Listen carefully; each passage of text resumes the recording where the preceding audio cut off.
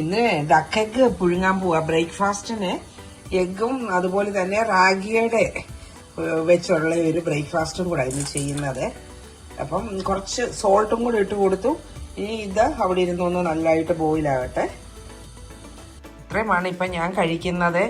ഒരു താറാവ് മുട്ട അത് ബോയിൽ ചെയ്ത് കഴിഞ്ഞിട്ട് അതിനകത്ത് കുറച്ച് പെപ്പറും സോൾട്ടും കൂടെ ഒന്ന് സ്പ്രെഡ് ചെയ്തിട്ടുണ്ട്. അത് കറിയൊന്നും ആക്കി കഴിച്ചാൽ വീണ്ടും ഒരുപാട് ഓയിലും അതുപോലെ തന്നെ സവോള തക്കാളി ഇതിൻ്റെ എല്ലാം കണ്ടൻറ്റ് കൂടുമല്ലോ കലോറി. അപ്പം ഇതൊരു അര പുട്ടിൻ്റെ പകുതി ഇത്രയും കൂടെ കഴിക്കുമ്പോൾ നമുക്ക് വയറ് നിറയും.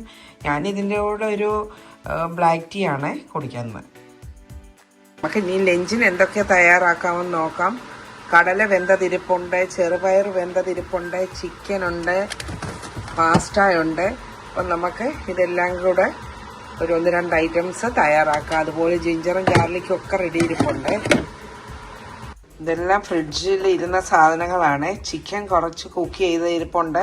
ഇത് ഹോൾ ചിക്കൻ. ഇതിൽ നിന്ന് അതിൻ്റെ മീറ്റ് കുറച്ച് കട്ട് ചെയ്തെടുക്കണം. ജിഞ്ചറുണ്ട്, ഗാർലിക്കുണ്ട്, കുറച്ച് പാസ്റ്റ നമ്മൾ വേവിച്ച് വെച്ചിട്ടുണ്ട്.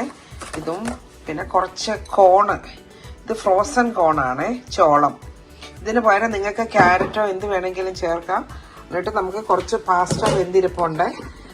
അപ്പം ഇതെല്ലാം കൂടെ നമുക്ക് ഒരു പാസ്റ്റ തയ്യാറാക്കാം. സവോളയൊന്ന് വാടി കഴിഞ്ഞപ്പോൾ നമുക്ക് അതിലേക്ക് കോൺ ചേർത്ത് കൊടുക്കാം.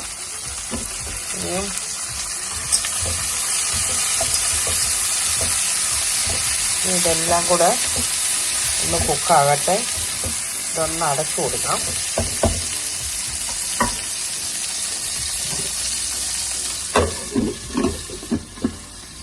ഇതിനകത്ത് നമ്മൾ ഈ ചിക്കന് ഫ്രിഡ്ജിൽ കുക്ക് ചെയ്തിട്ടിരുന്നത് അത് ബോണോട് കൂടിയതായിരുന്നു. ഞാൻ അതേ മീറ്റ് മാത്രം കട്ട് എടുത്തിട്ട് നമുക്ക് ഇതിനകത്തേക്ക് കുറച്ച് ടൊമാറ്റോ കെച്ചപ്പ് ചേർത്ത് കൊടുക്കാം. അതുപോലെ തന്നെ നമുക്ക് കുറച്ച് ഒറിഗാനോ, നിങ്ങളുടെ അടുത്ത് എന്തൊക്കെ ഹെർബ്സ് ഉണ്ട് അത് ഇട്ട് കൊടുക്കുക. ഹെർബ്സ് ഇല്ലെങ്കിൽ നിങ്ങൾ കുറച്ച് നിങ്ങൾക്ക് നാട്ടിലൊക്കെ ഉള്ളവരുടെ കയ്യിൽ ഒറിഗാനോയോ റോസ്മേരിയോ അങ്ങനെ എന്തെങ്കിലും ഇല്ലെങ്കിൽ നിങ്ങൾക്ക് പാസ്റ്റ സോസ് വാങ്ങാൻ കിട്ടും.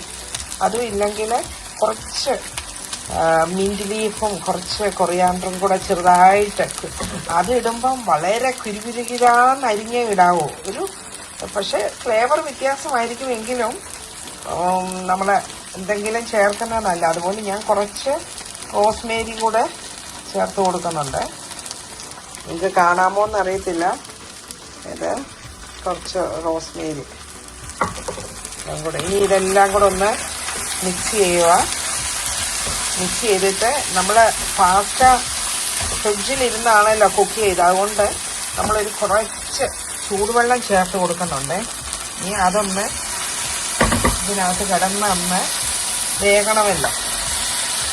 പാസ്റ്റ ചേർത്ത് കൊടുത്തു. ഇനി ഇതെല്ലാം കൂടെ ഒന്ന് മിക്സ് ചെയ്യണം. മിക്സ് ചെയ്തിട്ട് ഒരു 5 മിനിറ്റ് ഒരു ചെറിയ തീയിൽ ലോ ഫ്ലെയിമിൽ ഒന്ന് അടച്ചു വെക്കണം.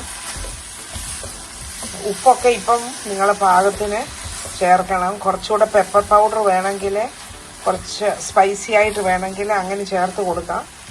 അതുപോലെ തന്നെ ഒരു കുറച്ച് സ്വീറ്റ്നെസ്സോടൊക്കെ വേണമെങ്കിൽ നിങ്ങൾക്ക് കുറച്ചുകൂടെ കെച്ചപ്പൊക്കെ ചേർത്ത് കൊടുക്കാൻ ടേസ്റ്റ് അഡ്ജസ്റ്റ് ചെയ്യാവുന്നതാണ്. ഞാനിതൊന്ന് അടച്ചു കൊടുക്കട്ടെ. നമുക്കൊന്ന് അടപ്പ് തുറന്ന് നോക്കാം. നല്ല മണമാണേ ഇത്.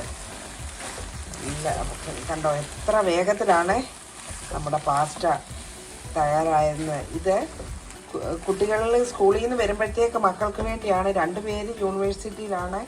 മോൾക്ക് വേണ്ടിയാണ് ഞാനിത് ഇപ്പം പാസ്റ്റ തയ്യാറാക്കിയത്.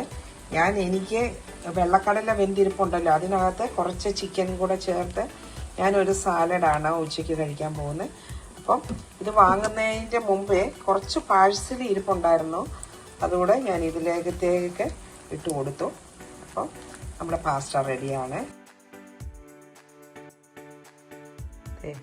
ഇതാണ് ഇന്നത്തെ ഡിന്നറ്. നമ്മൾ കുറച്ച് സാലഡും അതുപോലെ തന്നെ കുറച്ച് പാസ്റ്റ ഒരു കുറച്ച് മാത്രമേ എടുത്തിട്ടുള്ളൂ. പാസ്റ്റയിൽ കാർബ്സ് ഉള്ളതുകൊണ്ട്.